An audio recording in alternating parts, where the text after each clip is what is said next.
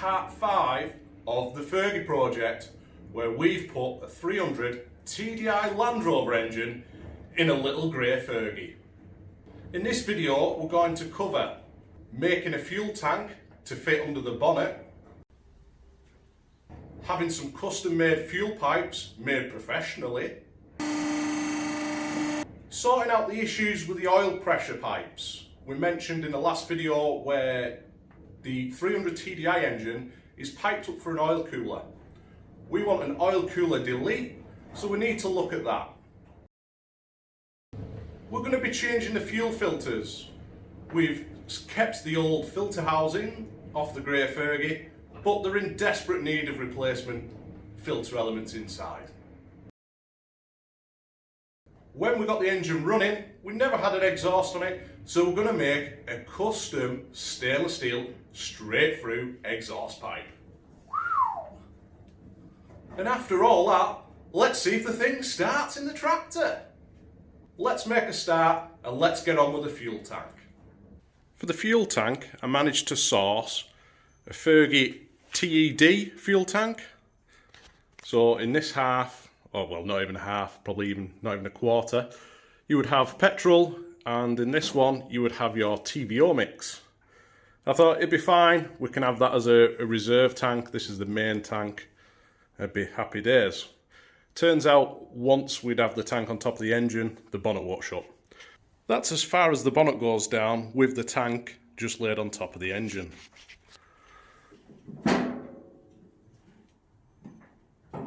So we're going to have to find a way of attaching the fuel tank first. Probably picking up these bolt points here, finding somewhere on the engine if we can secure it. Then it's looking like we're going to have to slice the tank down, take a little bit out, then re-weld it up, and hopefully that'll work for us. But if we're doing that, I think what I'll end up doing is this divide section, we'll probably have some holes in it, have it as one tank, and we may just cut this out and plate it up so we don't have two filler caps.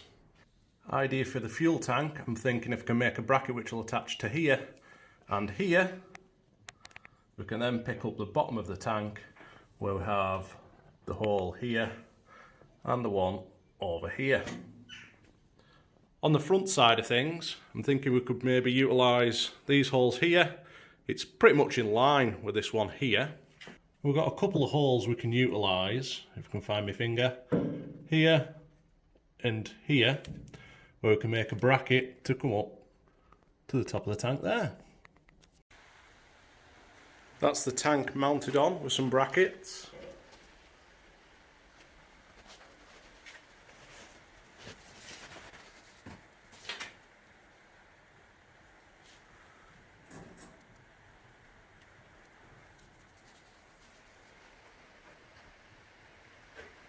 Now, I've lost some footage with the fuel tank where I've been cutting it, and some of the audio's gone on what I'm showing you now. So it's really quiet and I'm pointing at something, and I'm probably telling you that now the bonnet shuts with the fuel tank under there. For the fuel pipes, I went to my local hydraulic company where they were kind enough to allow us to film them crimping up the actual connections on the pipe. And for years I've been messing about with tractors, and I've used Jubilee clips trying to sort out pipes. It's just not the way to do it. Go to your local guys, get the pipes made properly, where they're crimped up, they'll never leak again.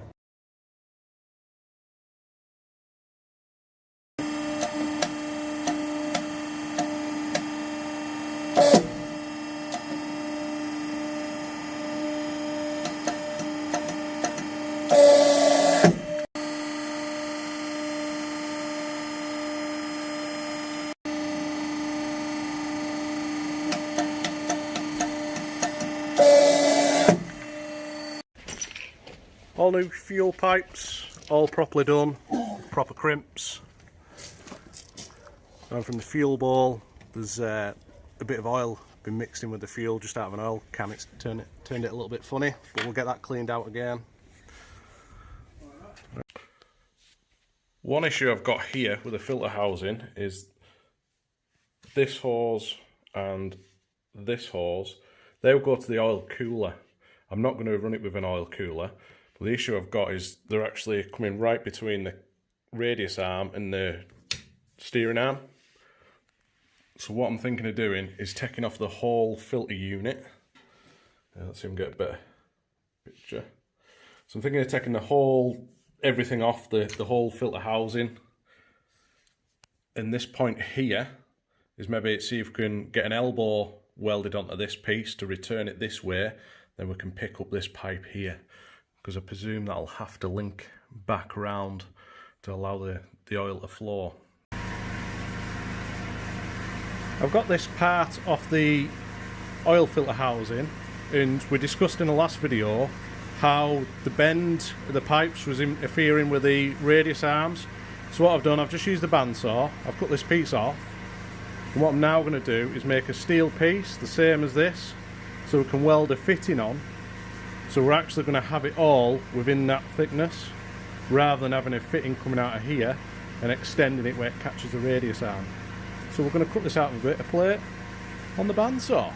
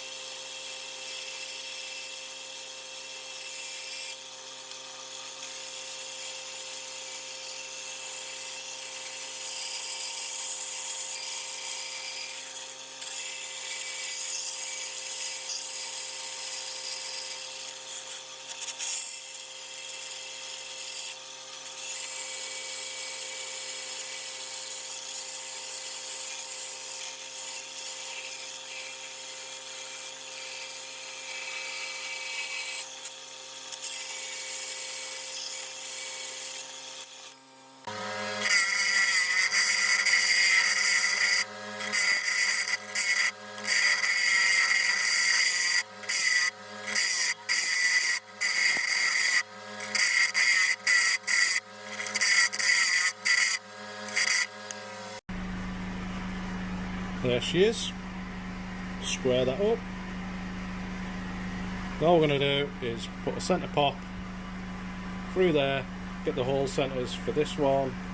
We'll put a line through and get that centre as well, so we can put a bigger hole through there to weld the fitting in.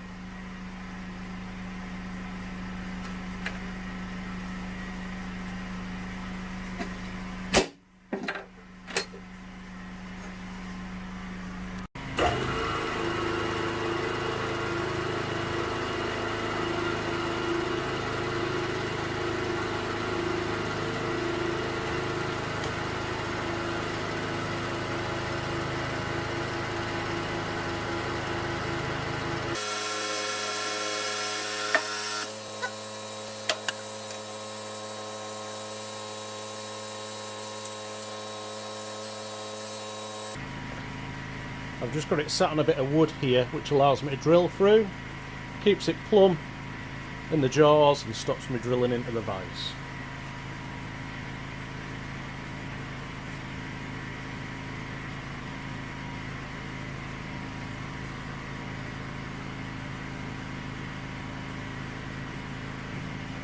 It's lined up on the dot mark, shut the safety guard and off we go.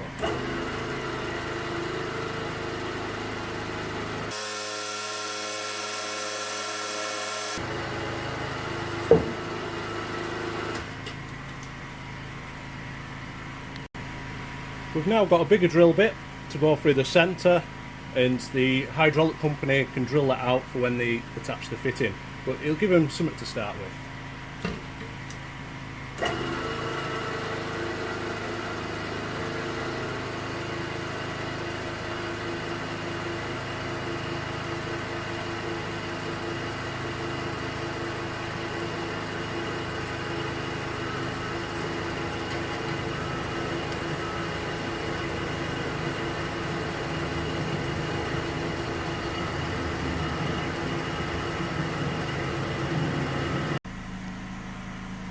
There we go, we've got our steel plate. We can weld in a 90-degree fitting now once this is drilled to the right size.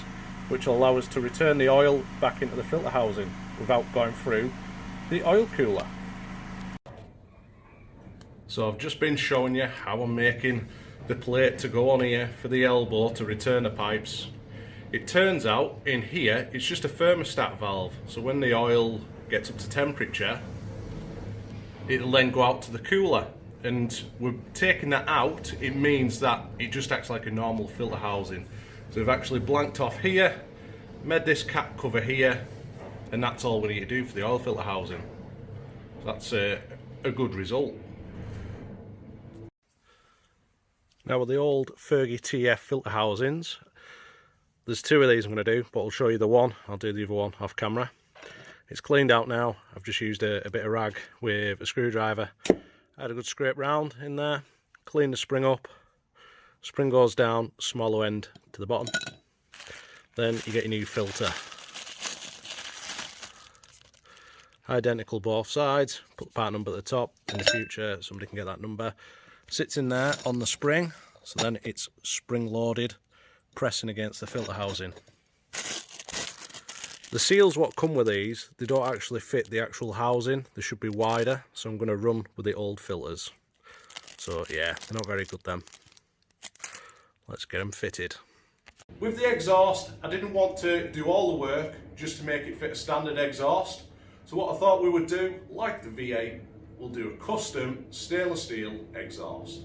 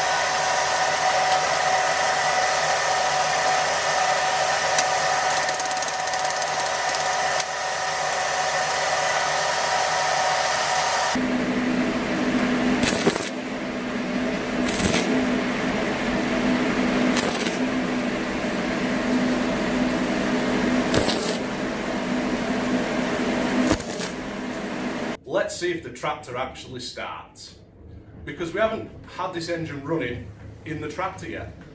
We've got some diesel in her, she's got fresh oil, we've piped up the radiator but it's leaking, so I need to get a new one of them. Exhaust is now mounted on the turbo, all the coolant pipes are now fitted and need to get some proper Jubilee clips, so I've had to double up. Air intake pipe now, if you remember in one of the other videos we're on about blanking this off, and that's now done, and we now feed into here. And if you remember from the V8 project, we chopped down the two air intakes. You can see on there the mushrooms. There, the tail ends of that joined together, and I've got a K&N air filter on there. So induction side to the turbo, then feeding into the engine, that's all done, all silicone hose. So yeah, we're ready to give her a go. We've bodged the throttle up just with a bit of wire. Let's see what happens.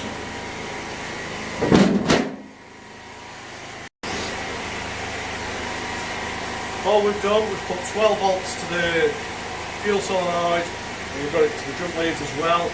I've just got a wire going to the starter just to start it, so there's no ignition or anything. It's just a case of if it runs away, Hans is going to pull the fuel stop off, and yeah, that should do it. So we'll give her a go. I'm not going to run it for too long. There's water in there whatsoever. So let's see what happens.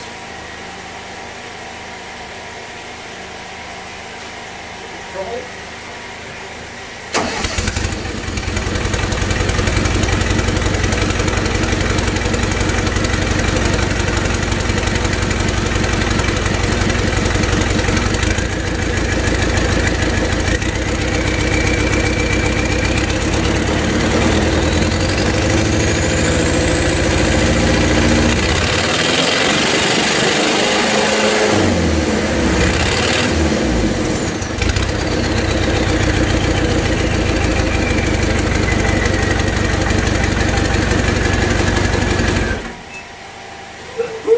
There we go.